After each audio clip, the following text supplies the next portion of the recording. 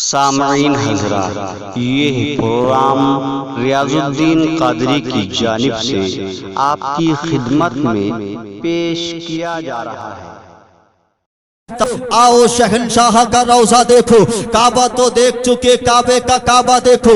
और मुसलमानों, उस वक्त एक आवाज आई थी गैब से, जिसको सिर्फ आला हजरत ने सुना था। फरमाते हैं गौर से सुन तू रजा, काबा से आती है सदा, मेरी आंखों से मेरे प्यारे का रोजा देखो। आला हजरत ने तवाफे काबा कर लिया है। तवाफे काबा करने के बाद आला हजरत अब रुखे मदीना करते हैं। बारगाह रिसालत में आला हजरत हाजिर है।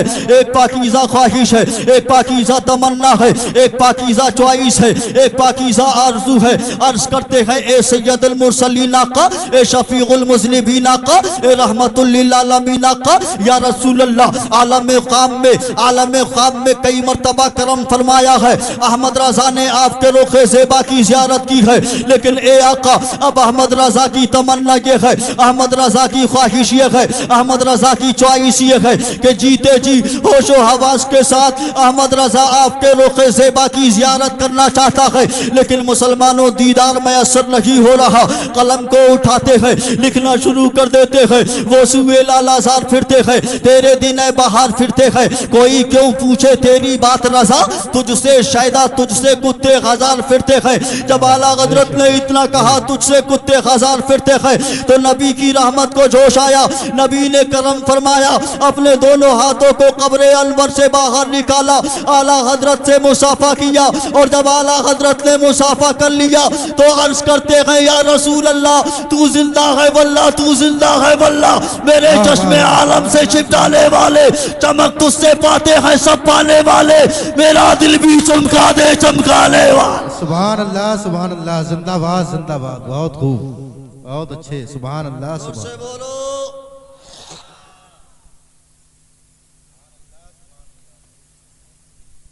तो हमारा अकीदा है कि औलिया अल्लाह अपनी मज़ारों में जिंदा है। तो मैं अर्ज कर रहा था, यको जगदीश्वर यको जगत गुरु, इस जगत का गुरु भी एक है। हमने ऋषि वेद व्यास जी से पूछा कि ए भारत के भविष्य लिखने वाले महाज्ञानी, बताइए उस गुरु का नाम क्या है, उसका अंतिम, उसका गुरु, उस गुरु का नाम क्या है, उनका शांति औहान क्या है, उनका मकाम मर्तबा क्या है। तो हवाला नोट करने वाले नोट कर सकते हैं। ऋग्वेद दिव्यमंडल सूक्त श्लोक नंबर 12 में लिखा हुआ है, श्लोक नंबर 6 में लिखा हुआ है, विदमिदं पुरुषं महान्तम आदित्यवर्णितं सपरिष्टातमेव विदुत्वातिं लितुत्रिणन्नयनन्थायदत्यनायो ब्रह्मवाक्ना शंकरी। यानी आने वाले ऋषि मुनि, आने वाले अंतिम अवतार का नाम प्रशंसाकारी होगा। प्रशंसाकारी कहते हैं, इसका ट्रांसलेट होता है तारीफ करने वाला, और तारीफ करने वाले का अरबिक ट्रांसलेट होता है अहमद। हमने कहा ए ऋषि वेद व्यास जी, अगर तारीफ करने वाले का अर्थ अहमद है तो सबसे पहले मानव पिता महामानव हजरत आदम अलैहिस्सलाम ने अपने रब की तारीफ की, लेकिन उनका नाम अहमद नहीं, आदम सफीउल्लाह है। हजरत नूह ने तारीफ की, लेकिन उनका नाम अहमद नहीं, नूह नजीउल्लाह है। हजरत इब्राहिम ने तारीफ की, उनका नाम अहमद नहीं, इब्राहिम खलीलुल्लाह है। हजरत इस्माइल ने तारीफ की, उनका नाम अहमद नहीं, इस्माइल ज़बीहुल्लाह है। हजरत मूसा ने तारीफ की, उनका नाम अहमद नहीं, मूसा कलीमुल्लाह है। हजरत ईसा ने तारीफ की, उनका नाम अहमद नहीं, ईसा रूहुल्लाह है।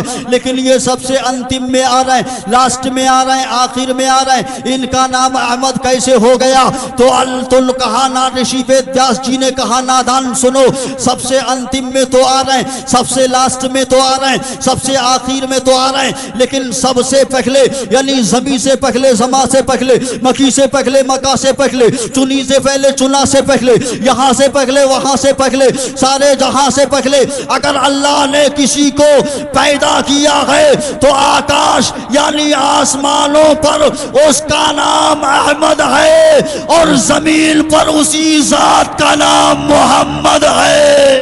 सुभान अल्लाह, सुभान अल्लाह। नारे तकबीर, नारे रिसालत, नारे गौसियत उर्से सैयदी फैजाने दादा मियाँ हुजूर, नारे तकबीर नारे रिसालत। हमने कहा महाराज उनके खानदान का नाम क्या होगा, उनका मकाम मर्तबा क्या होगा, तो कहा गया वो बरहमा के खानदान में से होंगे। अल्लाह अकबर। बरहमा इब्रानी जबान में कहते हैं अभिराम को, सुरियानी जबान में बरहमा इब्रानी जबान में कहते हैं अभिराम को, सुरियानी जबान में कहते हैं अबराओ जलाल को देख करके जरहमी कबीला ने अपनी पुत्री से आपका विवाह किया। आपके 12 फर्जंद पैदा हुए। जो उनमें सबसे ज्यादा जाहो जलाल का मालिक था उनका नाम था नाबिक़दार। अब्दुल मुत्तलिब से अब्दुल्ला पैदा हुए और अब्दुल्ला से सारी कायनात के आका मोहम्मदुर रसूलुल्लाह। सुभान अल्लाह, जिंदाबाद जिंदाबाद। जोर से बोलो सुभान अल्लाह, सुभान और तड़प करके बोलो सुभान अल्लाह, सुभान और अल्लाह। मचल करके बोलो सुभान अल्लाह। मुसलमानों घाटा नहीं है, सुभान अल्लाह आप जो कह रहे हैं घाटा नहीं है। आपके नामाए अमाल में नेकियां, अकाउंट में आपके नेकियों में आपकी इजाफा होता चला जा रहा है। इस वक्त अर्श आजम क्या कर रहा है? झूम रहा है, मचल रहा है, हरकत कर रहा है। अर्श आजम झूम रहा है आपके। सुभान अल्लाह, अल्लाह की पाकी आप बयान कर रहे हैं। अर्श आजम झूमने लगा है, तड़पने लगा है, झूमने लगा है, मचलने लगा है। अर्श आजम से फरिश्ता सवाल करता है, ए अर्श आजम क्या बात है, आज तू बहुत झूम रहा है, आज तू बहुत मचल रहा है, आज तू बहुत हरकत कर रहा है, क्या बात है? तो अर्श आजम से जवाब मिलता है, फरिश्ता सुनो सुनो, ढेरम की सरजमीन पर उर्से सैयदी में अल्लाह के बंदों ने सुभान अल्लाह कहा है, अल्हम्दुलिल्लाह कहा है। हम इसलिए झूमने लगे हैं, इसलिए तड़प रहे हैं, इसलिए वजद में आने लगे हैं। अब फिर फरिश्ता अर्श आजम से सवाल करता है, अर्श आजम कब तक के तू झूमता रहेगा, कब तक के तू मचलता रहेगा, कब तक के तू तड़पता रहेगा, कब तक के तू हरकत करता रहेगा? तो अर्श आजम से जवाब मिलता है, फरिश्ता सुनो सुनो, अरे जब तक के अल्लाह ताला वो सुभान अल्लाह कहने वाले को बख्शिश का परवाना नहीं दे दे, मैं यूं ही झूमता रहूंगा, मचलता रहूंगा। जिंदाबाद जिंदाबाद, बहुत अच्छे, बहुत खूब। राशिद भाई पढ़ रहे थे तो बहुत नारे लग रहे थे भैया।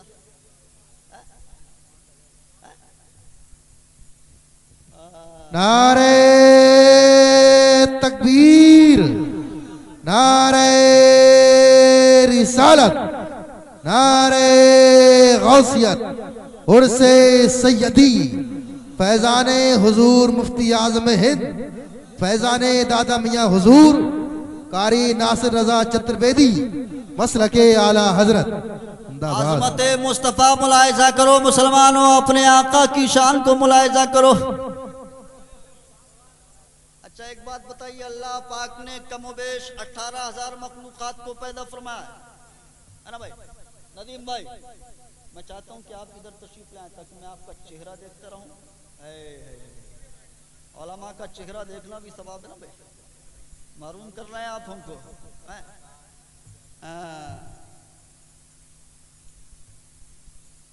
अल्लाह पाक ने कमोबेश 18,000 मखलूकात को पैदा फरमाया।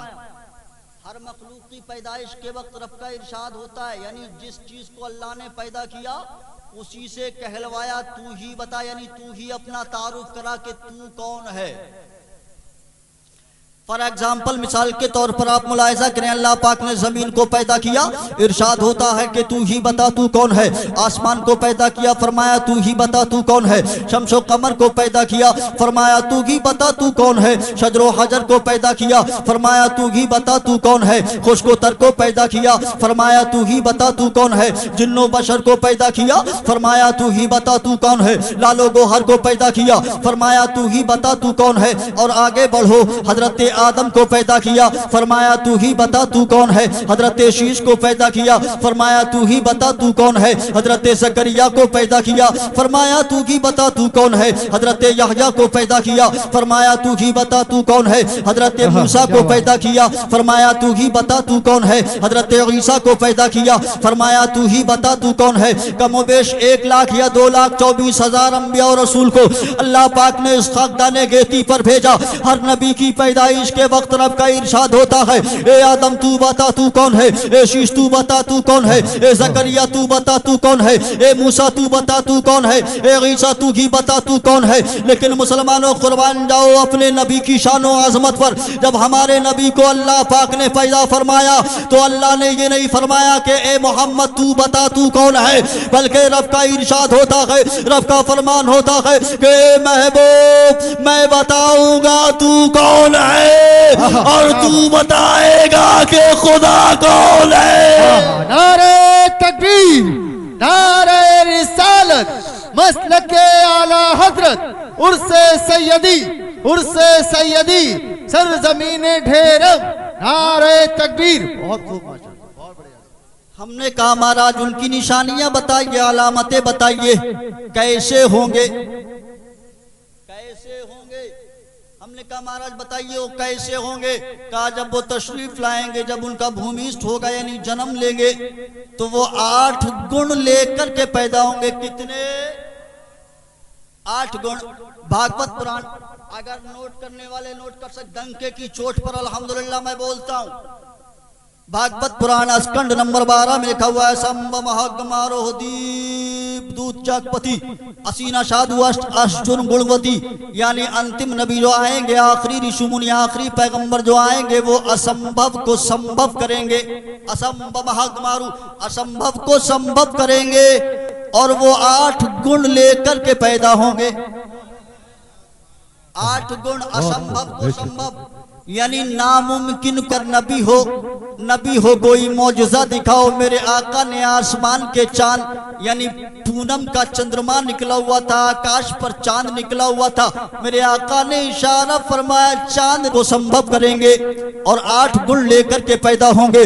हमने कहा महाराज वो 8 गुण कौन से हैं बता दीजिए। तो कहते हैं जब वो भूमिष्ठ होंगे यानी जब उनका जन्म होगा तो गिरियह नीलगंधा यानी कमरा इत्र से मुअत्तर होगा, अति ज्योति में प्रकाशम, कमरा नूर से मामूर होगा, न तो मस्तक भूमिष्ठम यानी सजदा के बल पैदा होंगे, प्रभु गुण गानम यानी प्रभु का अल्लाह का गुण गाते हुए यानी रब्बे हबली उम्मती कहते हुए पैदा होंगे। नारे तकबीर, नारे रिसालत, नारे गौसियत, हमारे नबी की है ये शान, हमारे नबी की है ये शान। ठेरे वाले दादा मियां, ढेरम वाले दादा मियां, नारे तकबीर, सुभान अल्लाह, सुभान अल्लाह। नंबर 5 लिंग छेदी यानी वो खतना किए हुए पैदा होंगे। नंबर 6 लीड गच्छेदी यानी नाप बुरीदा पैदा होंगे। नंबर 7 पवित्रम गंगा स्नानम अति पवित्रम यानी जब उनको स्नान की हाजत होगी तो आकाशवाणी होगी, गैब से निदा आएगी, मशीयत का नकीब आवाज देगा कि इनको स्नान की कोई जरूरत नहीं है बल्कि गंगा जमना करके इनके चरणों में स्नान करें। अल्लाह अकबर। नंबर 8 चतुर्बराहता चयोगितम यानी उनके 4 मित्र होंगे जो चारों दिशा के स्वामी होंगे, चारों दिशा पर हुकूमत करने वाले होंगे, चारों दिशा के स्वामी होंगे। और वो 4 मित्र कौन से होंगे? अबू बकर, उमर, उस्मान और हैदर ने आमिना के चांद को देखा, सहाबी हो गए, यानी आमिना के चांद को देखा, स्वामी हो गए। ये 4 मित्र हैं जो चारों दिशा के स्वामी हैं। समझ में आ रही है बात? हमने कहा हमारा अलामतें बताइए, हम पहचानेंगे कैसे, हम पहचानेंगे कैसे? तो ऋग्वेद के अंदर लिखा हुआ लिंग छेदी शिखाई नाशम चुदादी शुका और चला भी चलो बच्ची हो भी चली चलो मम गणेशम शीरम नंबर बदम शीरम सोह। हमने कहा महाराज अलामतें बताइए, निशानी बताइए। का आने वाला अंतिम अवतार जो आएगा लिंग छेदी वो खतना किए हुए पैदा होंगे। खतना किए हुए पैदा होंगे। श्रीका की ना श्रीका माने आते हैं चोटी के, ही ना माने नहीं यानी जिनके सर पर चोटी लगी होगी।